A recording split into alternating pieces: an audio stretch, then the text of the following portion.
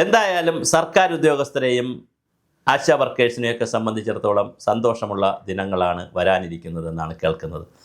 ഇന്നത്തെ പത്രങ്ങളുടെ ന്യൂസ് അനുസരിച്ചും കഴിഞ്ഞ ദിവസങ്ങളിലെ വാർത്തകളൊക്കെ അനുസരിച്ച് വളരെ ഗൗരവതരമായ പ്രഖ്യാപനങ്ങൾ നവംബർ 1 ഉണ്ടാകാൻ സാധ്യതയുണ്ട്.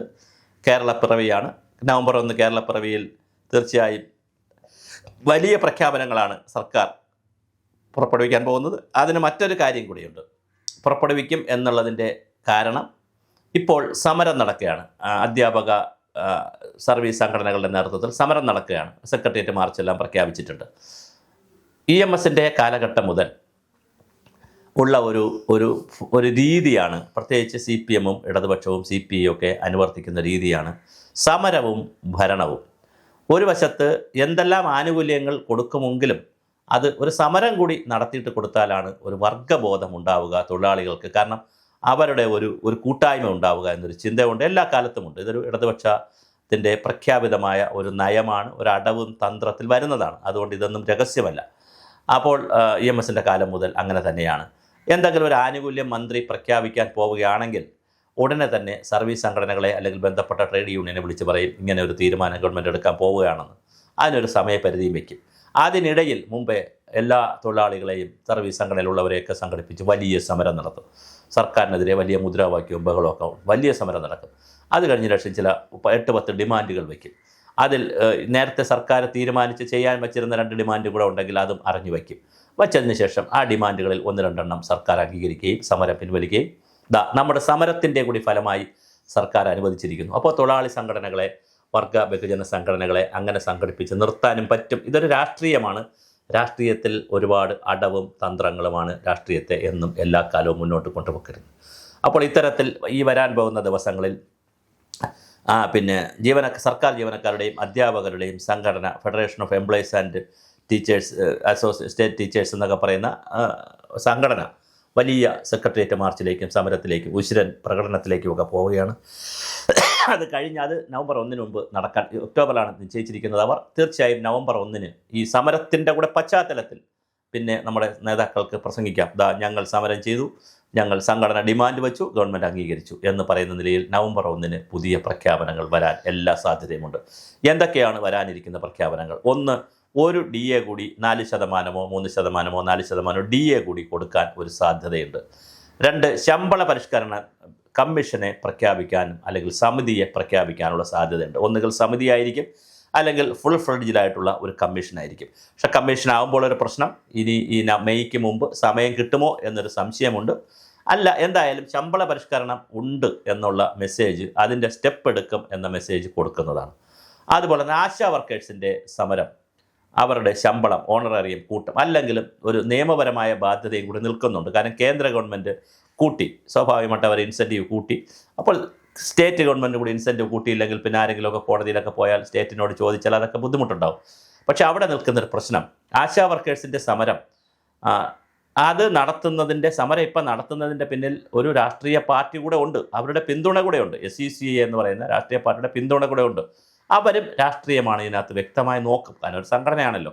അതെന്താണ് അവർ നോക്കുന്നത്? അങ്ങനെ ഞങ്ങൾ സമരം ചെയ്തത് കൊണ്ടാണ്, സമര കാലയളവിൽ തന്നെ ഞങ്ങൾ സമരം ചെയ്തുകൊണ്ടിരിക്കുമ്പോൾ തന്നെ സർക്കാർ പ്രഖ്യാപിക്കണം. സർക്കാരിൻ്റെ ചിന്ത എന്താണെന്ന് വെച്ചാൽ, സർക്കാരിൻ്റെ എന്ന് പറയുമ്പോൾ യൂണിയൻകാരുടെ എല്ലാവരും ചിന്ത എന്ന് വെച്ചാൽ ഇവർ സമരം നിർത്തിയാൽ ഒരാഴ്ചക്കകത്ത് നമുക്കിത് കൊടുക്കാം, അല്ലെങ്കിൽ സമരം നിർത്തിയാൽ കൊടുക്കാം എന്നുള്ളതാണ്. ഈ ബലാബലം പിടുത്തത്തിൽ എന്ത് സംഭവിക്കുമെന്ന് നമുക്കറിയില്ല. ചിലപ്പോൾ നമ്മുടെ ആശാ വർക്കേഴ്സിൻ്റെ യൂണിയൻകാരുടെ സമരം നിലനിൽക്കുമ്പോൾ തന്നെ അല്ലെങ്കിൽ സമരം നടന്നുകൊണ്ടിരിക്കുമ്പോൾ തന്നെ പ്രഖ്യാപിക്കാനുള്ള സാധ്യതയുമുണ്ട്. അവർ ഞങ്ങൾ ഇതാ വിജയിച്ചു എന്ന് പറഞ്ഞ് സന്തോഷത്തോടുകൂടി പോകാൻ സാധ്യതയുണ്ട്.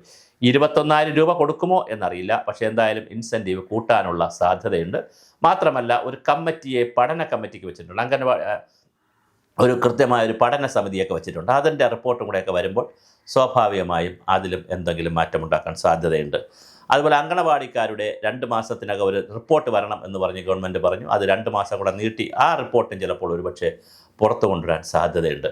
അപ്പോൾ ക്ഷേമനിധികൾ, പരമാവധി ക്ഷേമനിധികൾ കൊടുക്കാനുള്ള സാധ്യതയുണ്ട്.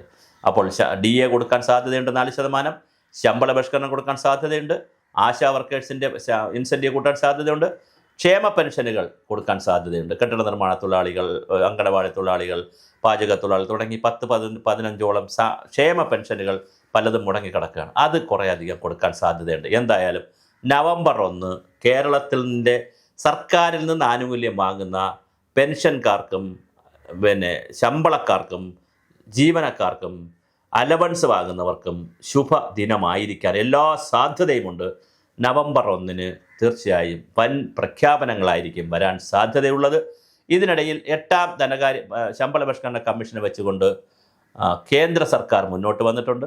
DA അവർ കുറച്ച് കൂടുതൽ പ്രഖ്യാപിച്ചിട്ടുണ്ട്. അപ്പോൾ അതിനെ മറികടക്കുന്ന രീതിയിൽ ഞങ്ങൾ കേന്ദ്രം തരുന്നതിനേക്കാൾ കൂടുതൽ തരുന്നു, അല്ലെങ്കിൽ ഞങ്ങളാണ് കൂടുതൽ ഗവൺമെൻറ്റിനോടൊപ്പം നിൽക്കുന്നത് എന്ന് വരുത്താനുള്ള ശ്രമം സ്വാഭാവികമായിട്ടുണ്ടാകും. പങ്കാളിത്ത പെൻഷനെ പാർട്ടിസിപ്പേറ്ററി പെൻഷനെ സംബന്ധിച്ചും വലിയ ചർച്ച നടക്കുന്നുണ്ട്. അത് മാറ്റി അഷ്വേർഡ് പെൻഷൻ ആക്കുന്നതിനുള്ള ചർച്ചകൾ നടക്കുകയാണ്. അതും ഒരുപക്ഷെ മുന്നോട്ട് പോകാനുള്ള സാധ്യതയുണ്ട്. അങ്ങനെയാണെങ്കിൽ പങ്കാളിത്ത പെൻഷൻ പിൻവലിക്കുമോ, അഷ്വേർഡ് പെൻഷൻ വരുമോ? അങ്ങനെ അഷ്വേർഡ് പെൻഷൻ വരുമ്പോൾ എന്തൊക്കെയാണ് കാൽക്കുലേഷൻ ഉള്ളത്? ഈ സ്റ്റാറ്റ്യൂട്ടറി പെൻഷനും അഷ്വേർഡ് പെൻഷനും തമ്മിലുള്ള വ്യത്യാസം എന്താണ് സർക്കാർ ജീവനക്കാർക്ക് നഷ്ടം വരുന്നത്, സർക്കാരിന് എന്താണ് ലാഭമുണ്ടാകുന്നത്? ഇങ്ങനെയുള്ള പുതിയ പാക്കേജിനെ കുറിച്ചും നമുക്കറിയേണ്ടതുണ്ട്. അപ്പോൾ ഞാൻ സൂചിപ്പിച്ചതുപോലെ ഒരു DA കൂടെ കൊടുക്കാൻ 4% DA കൊടുക്കാൻ സാധ്യതയുണ്ട്. ശമ്പള പരിഷ്കരണത്തിന് ആവശ്യമായ കമ്മീഷനെയോ കമ്മിറ്റിയെയോ വയ്ക്കാൻ സാധ്യതയുണ്ട്. അത് റിപ്പോർട്ട് വന്നാൽ സമയബന്ധിതമായി ചിലപ്പോൾ അസംബ്ലി തെരഞ്ഞെടുപ്പിന് മുമ്പ് പ്രഖ്യാപിച്ചിട്ട് കൊടുക്കാൻ കഴിഞ്ഞില്ലെങ്കിലും പ്രഖ്യാപിച്ചിട്ടെങ്കിലും പോകാൻ കഴിയുമെങ്കിൽ അത് പ്രഖ്യാപിച്ചിട്ട് അസംബ്ലി തെരഞ്ഞെടുപ്പിന് പോവുക എന്നുള്ളൊരു രീതി ഉണ്ടാകും. കാരണം ഇപ്പോൾ കമ്മിറ്റി വയ്ക്കുക, അതിൻ്റെ ഗുണം പഞ്ചായത്ത് തെരഞ്ഞെടുപ്പിന് എടുക്കുക, കമ്മീഷൻ റിപ്പോർട്ട് വന്നാൽ അത് നടപ്പിലാക്കി അതിൻ്റെ ഗുണം അസംബ്ലി തെരഞ്ഞെടുപ്പിന് എടുക്കുക. അതൊരു പൊളിറ്റിക്കൽ സ്ട്രാറ്റജിയായി എടുക്കാൻ സാധ്യതയുണ്ട്. അതുപോലെ തന്നെ പങ്കാളിത്ത പെൻഷൻ്റെ കാര്യത്തിൽ ഞാൻ പറഞ്ഞു, ആശാ വർക്കേഴ്സിൻ്റെ ഇൻസെൻറ്റീവ് കൂട്ടുന്ന കാര്യം പറഞ്ഞു.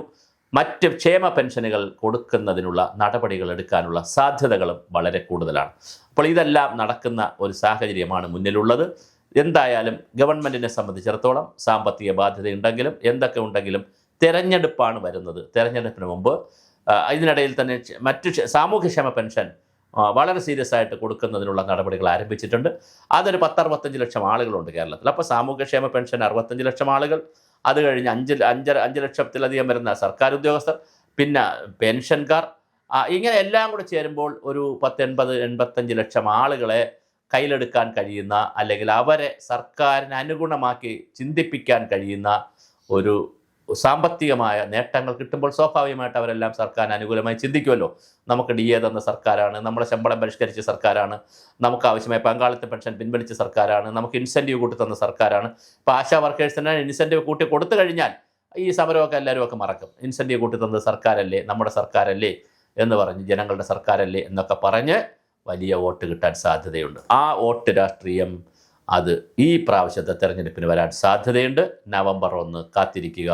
വൻ പ്രഖ്യാപനങ്ങളാണ് വരാനുള്ള എല്ലാ സാധ്യതയും കാണുന്നത്.